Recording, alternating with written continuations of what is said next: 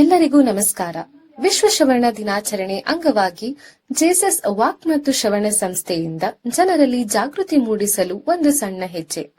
ಹಾಗಾಗಿ ನಾವು ಸಾರ್ವಜನಿಕರಲ್ಲಿ ತಮ್ಮ ಕಿವಿಯ ಹಾಗೂ ಅದರ ಆರೈಕೆ ಬಗ್ಗೆ ಕೆಲವು ಪ್ರಶ್ನೆಗಳನ್ನು ಕೇಳಿದೆವು. ಪ್ರಶ್ನೆ 1. ನೀವು ನಿಮ್ಮ ಕಿವಿಯ ಗುಗ್ಗೆಯನ್ನು ತೆಗೆಯೋಕೆ ಏನನ್ನು ಬಳಸುತ್ತೀರಾ? ಏನು ಉಪಯೋಗಿಸಲ್ವಾ? ಕ್ಲೀನ್ ಮಾಡ್ಕೊಳ್ಳಲ್ಲ. ಓಕೆ,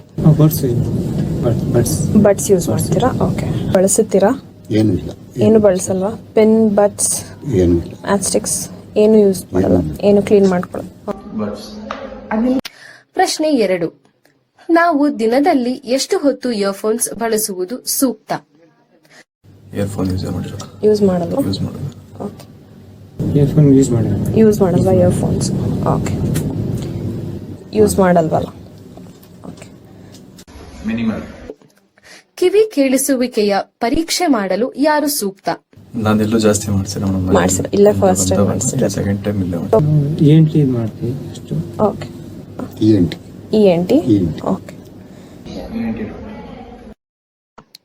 ಕಿವಿ ಕೇಳಿಸುವಿಕೆ ಕಡಿಮೆ ಆದಾಗ ಮಾತ್ರೆಯಿಂದ ಅದು ಸರಿ ಹೋಗುತ್ತದೆ ಎಂದು ನಿಮಗೆ ಅನಿಸುತ್ತದೆಯೇ? ನಿಮಗೆ ಮಾತ್ರೆ ತಗೊಂಡೇನಾದ್ರೂ ಸರಿ ಹೋಗುತ್ತೆ ಅಂತ ಏನಾದ್ರು ಸರಿ ಹೋಗುತ್ತೆ ಗೊತ್ತಿಲ್ಲ. ಮಾತ್ರೆಯಿಂದ ಸರಿ ಹೋಗುತ್ತಾ? ಸರಿ ಹೋಗಲ್ವಾ ಅಂತ ನಿಮ್ಗೆ ಅನ್ಸುತ್ತೆ? ಸರಿ ಹೋಗಲ್ಲ.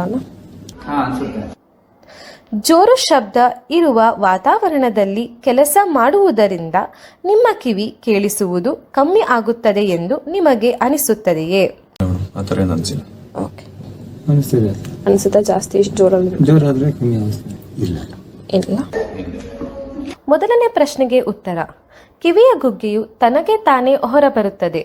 ನಾವು ಅದನ್ನು ತೆಗೆಯಲು ಯಾವುದೇ ರೀತಿ ಉಪಕರಣಗಳನ್ನು ಬಳಸಬಾರದು. ಎರಡನೇ ಪ್ರಶ್ನೆಗೆ ಉತ್ತರ: ಇಯರ್ಫೋನ್ ಬಳಕೆಯ ಅಭ್ಯಾಸ ಶ್ರವಣಕ್ಕೆ ಹಾನಿಕಾರ.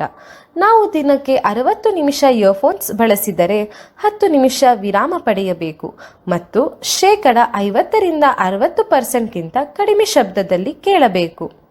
ಮೂರನೇ ಪ್ರಶ್ನೆಗೆ ಉತ್ತರ: ಕಿವಿ ಕೇಳಿಸುವಿಕೆಯ ಪರೀಕ್ಷೆ ಮಾಡಲು ಆಡಿಯೋಲಜಿಸ್ಟ್ ಸೂಕ್ತ, ಆದರೆ ಅವರ ಮುಂಚೆ ENT ವೈದ್ಯರ ಸಲಹೆ ಮುಖ್ಯ.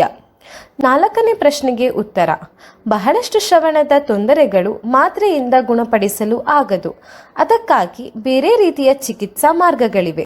ಐದನೇ ಪ್ರಶ್ನೆಗೆ ಉತ್ತರ: ಜೋರಾದ ಶಬ್ದಕ್ಕೆ ಹೆಚ್ಚು ಸಮಯ ತುತ್ತಾದವರು ತಮ್ಮ ಶ್ರವಣ ಕಳೆದುಕೊಳ್ಳುವ ಎಲ್ಲಾ ಸಾಧ್ಯತೆಗಳು ಇವೆ. ಧನ್ಯವಾದಗಳು.